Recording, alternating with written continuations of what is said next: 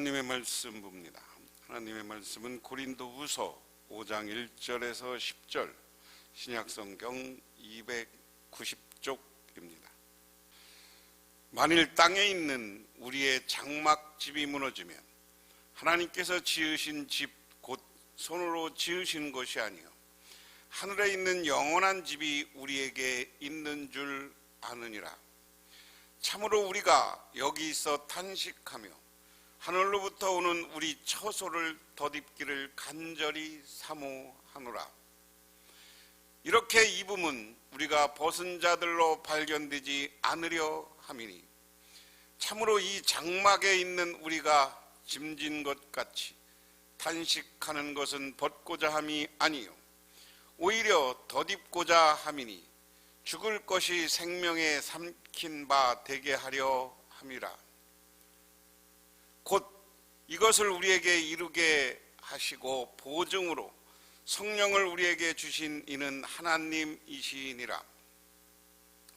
그러므로 우리가 항상 담대하여 몸으로 있을 때에는 주와 따로 있는 줄 아노니 이는 우리가 믿음으로 행하고 보는 것으로 행하지 아니함이로라. 우리가 담대하여 원하는 바는 차라리 몸을 떠나 주와 함께 있는 그것이라. 그런즉 우리는 몸으로 있든지 떠나든지 주를 기쁘게 하시게 하는 자가 되기를 힘쓰노라. 이는 우리가 다 반드시 그리스도의 심판대 앞에 나타나게 되어 각각 선악간에 그 몸으로 행한 것을 따라 받으려 함이라. 우리는 이 땅에 살아가면서 많은 죽음을 맛봅니다. 그 죽음을 다시 합니다. 우리는 이 땅에 살아가면서 여러 죽음을 만나게 됩니다. 저는 특별히 목회자로 살아가면서 많은 장례식에 참석해 보기도 하고 장례식을 집도해 보기도 합니다. 그러면서 느끼는 것이 마지막 우리의 육신은 아주 아무것도 아니에요.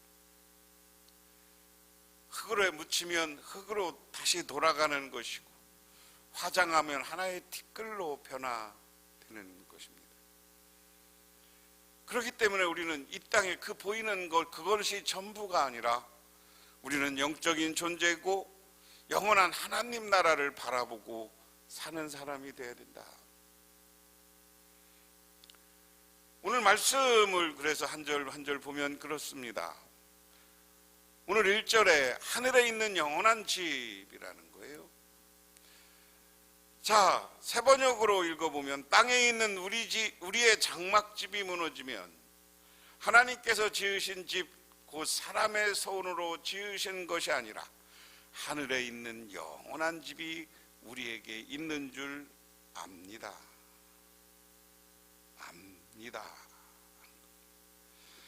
바울은 이제 죽음 이후의 소망이라는 주제로 땅의 장막과 하늘로부터 오는 장막 처소라는 표현을 통해 설명을 합니다. 이를 통해 잠시 있을 보이는 것과 보이지 않는 영원한 것을 구체적으로 대조하여서 설명합니다. 땅에 있는 우리의 장막의 집이라는 표현은 우리의 육체를 가리키고 이를 장막이라고 표현한 것은 잠시 머물다가 다른 곳으로 이동한다는 의미를 내포합니다. 따라서 장막집이 무너지는 것은 죽음을 의미하고 하나님께서 지으신 집과 하늘에 있는 영원한 집은 성도들의 마지막 날에 받을 부활의 몸을 가리키며 손으로 지은 것이 아닌 집이라는 표현은 그것이 인간이 만들 수 있는 것과는 다른 성질의 몸임을 알려주고 아울러 오직 하나님의 손으로 지음받은 새 창조에 속한 몸임을 한 번 더 암시한다. 그냥 집을 이야기하는 게 아니라 우리의 몸을 이야기하는 것이다. 그런데 우리의 몸이 이 땅에서 있는 것은 잠깐 우리가 이 땅에 살아가는 동안 우리가 머물고 우리가 가지고 있는 거예요. 그런데 아까 서론에서 말씀드린 것처럼 우리의 몸은 죽고 나면 흩어지고 사라지고 말아요. 무너져 버린다라는 거예요. 그런데 하나님이 지으신 집은 영원한 것이고 그것은 변함이 없다. 그래서 집이라는 건 몸으로 얘기하면 이 땅에서 현세에 사는 집, 선재에 사는 육체는 잠시 우리가 입고 가지고 무너져 버리죠. 하나님이 우리가 부활 후에 우리에게 입혀줄 몸은 영원한 몸이요 변형된 새로운 창조된 몸이다 하는 겁니다. 그러면서 오늘 2절에 참으로 우리가 여기서 탄식하며 하늘로부터 오는 우리 처소를 덧입기를 간절히 사모하노라. 우리는 하늘로부터 오는 우리의 집을 덧입기를 간절히 갈망하면서 이 장막집에서 탄식하고 있습니다. 바울은 자신이 처한 상황을 이 장막에서 우리는 탄식한다고 설명합니다. 탄식의 이유는 구체적으로 밝히지 않습니다. 문맥을 고려할 때 두 가지 이유를 생각할 수 있습니다. 첫 번째는 질그릇과 같이 연약한 몸과 사역 가운데 겪는 고난 때문에 바울은 탄식하고 있습니다. 둘째, 그는 자신의 상황과 대조적으로 미래의 영광스러운 모습을 간절히 소망하기 때문에 바울은 탄식하고 있다 하는 겁니다. 그래서 우리는 지금 이 몸이 변화해서 새로운 영원한 하나님이 만들어주는 몸을 덧입기를 원한다. 그래서 3절에 이렇게 입은 우리가 벗는 자도로 발견되지 않으려 함이라. 참으로 이 장막에 있는 우리가 참 짐진 것 같이 탄식하는 것은 벗고자 함이 오히려 덧입고자 함이니 죽을 것이 생명의 삼킨 바 되게 하리라. 벗은 자들이 어떤 상태를 뜻하는가 에 크게 세 가지 견해 있습니다. 벗었다는 것은 수치스러움을 상징하는 윤리적 종말론적 단어이다. 따라서 죽음 이후에 믿음이 없거나 삶의 열매가 없는 사람으로 발견되지 않고자 하는 것이고, 둘째, 벗었다는 것은 성도들의 죽음과 그리스도의 재림으로 발생하는 우주적 부활 사이의 중간기적 상태로 묘사합니다. 곧 성도의 영혼이 하나님과 함께 있지만 아직 부활한 몸을 입지 못한 상태를 가리킵니다. 세 번째로 벗었다는 것은 불신자들이 하늘의 몸을 입지 못할 것에 대한 묘사라는 것입니다. 바울은 우리가 벗기를 원하는 것이 아니라 덧입기를 원한다고 다시 한번 강조합니다. 이 땅의 장막으로 머무는 동안 성도의 육체는 환난에 노출될 수밖에 없습니다. 그럼에도 불구하고 바울은 자신의 육체와 영혼이 분리되는 것을 바라지 않습니다. 오히려 새로운 몸으로 돌이키기를 기대하는데 그 목적은 죽을 것이 생명의에 삼킴받는 것이다 라고 합니다. 부활 생명입니다. 하나님이 그리스도를 통해 성취하신 새 창조로 성도들을 들이시는 결정적이고 영광스러운 순간을 바울은 생명에 의해 삼켜진다라고 표현하고 있다. 5절에 이런 일을 우리에게 이루어 주시고 그 보증으로 성령을 우리에게 주신 분은 하나님입니다.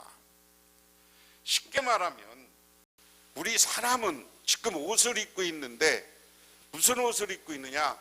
무너질 현재의 육체의 몸을 지금 우리는 육체의 몸을 가지고 입고 있다.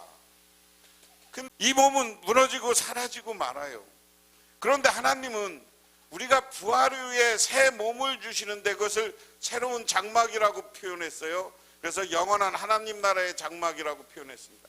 새로운 몸을 입는데 이것은 영원한 것이다. 그래서 우리는 이것을 사모하면서 살아야 된다 하는 겁니다. 새롭게 될 것을 우리에게 보증해 주는 이가 누구야? 성령이다. 우리가 이 땅에서 성령의 도우심을 받아서 성령을 섬기고 온전하게 살면 성령이 우리 하나님 앞에 가서 우리를 도와주고 우리를 보증해 줘서 우리를 구원자 반열에 새 옷을 입는 부활 축복의 반열에 서게 해 주신다. 그 다음에 그러므로 우리는 언제나 마음이 든든합니다. 우리가 육체의 몸을 입고 살고 있는 동안에는 주님께서 떠나 살고 있음을 압니다. 우리의 믿음으로 살아가지 보는 것으로 살아가지 아니합니다. 자, 우리가 이 땅에서 이 육체로 있는 것은 믿음으로 살아가는 것이다. 바울은 자신이 믿음으로 행하고 보는 것으로 행하지 않는다는 고백입니다. 6절에서 몸으로 있을 때는 주와 따로 있는 줄 안다고 했습니다. 하나님과 예수님은 우리의 눈에 보이는 것 밖에 계신다는 뜻입니다. 그래서 지금 주와 따로 떨어져 있다고 표현한 것입니다. 즉, 이 땅에서는 하나님과 부활하신 예수님의 부재를 경험하며 살아갑니다. 그러므로 이 세상에서 부활하신 예수님이 우리와 함께 하신다는 것은 그리스도인의 믿음입니다. 성도는 이 세상에서 육체로 살아갈 때 날마다 예수님이 안 계신 것을 경험합니다. 우리가 장차 육체의 장막을 벗고 하늘의 영원한 집으로 덧입을 때 부활하신 예수님이 비로소 우리와 함께 계신다는 것입니다.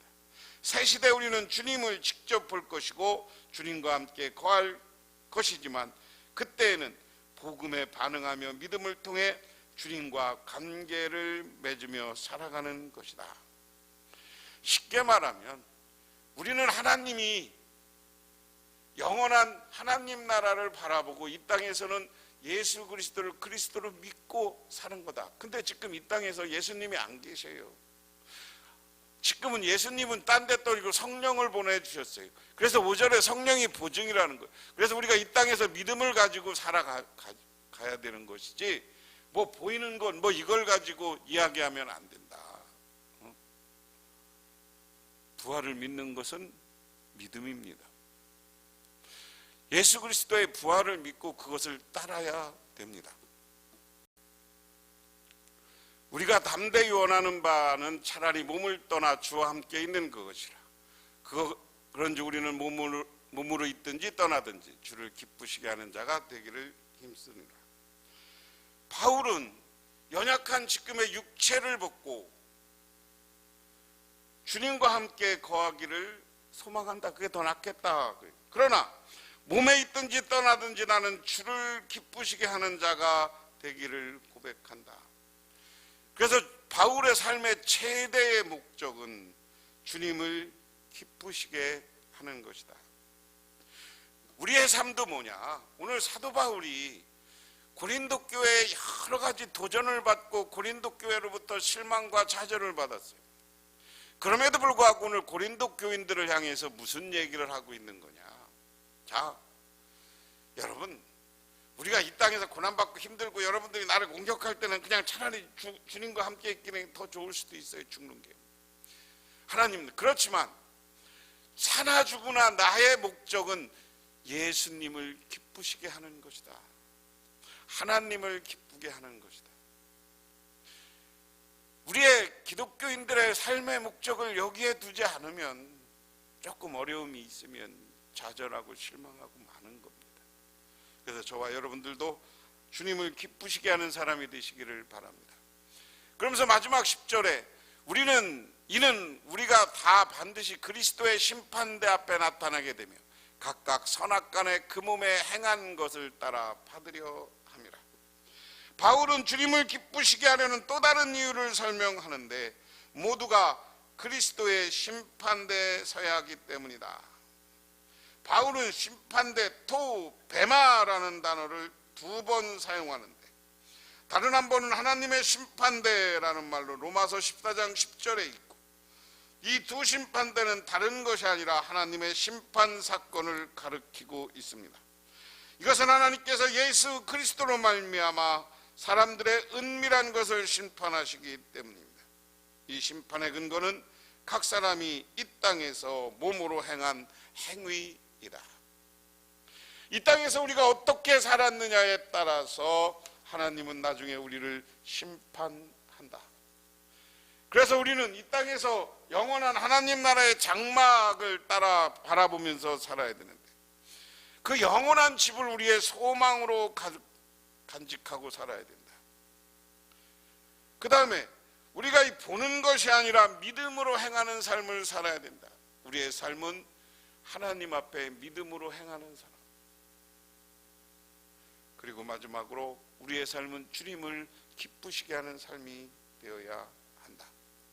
그렇게 될 때 나중에 예수님으로부터 부름받아서 주님에게 함께 심판대에 설 때 우리가 이 땅에 행한 행동, 우리의 실천을 따라 하나님은 그 보응할 것인데, 그 심판이 우리에게는 영원한 하나님 나라의 집, 새로운 창조, 영원한 하나님 나라에 임하고 부활한 새 몸을 입는 것이 되어야 되고, 그것을 바라보며 살고, 이 땅에서 어려움과 고통과 슬픔이 있을지라도 주님을 기쁘시게 하는 삶을 살겠다는 생각으로 하루하루를 주님을 위한 삶을 살아갈 때 우리는 하나님 나라의 영원한 상급이 우리에게 마련되어 있는 줄 믿으시기 바랍니다. 기도하겠습니다. 하나님 아버지 고맙습니다. 이 시간 아버지 하나님의 은혜와 은총을 기억하며 저희들 주님의 제단에 나왔습니다. 우리들에게 하늘의 은혜를 내려주시고 주님을 기쁘시게 하는 삶을 살아서 마지막 때 우리 잘했다 칭찬받는 우리 모두가 되게 하옵소서. 예수님 이름 받들어 기도드리옵나이다. 아멘.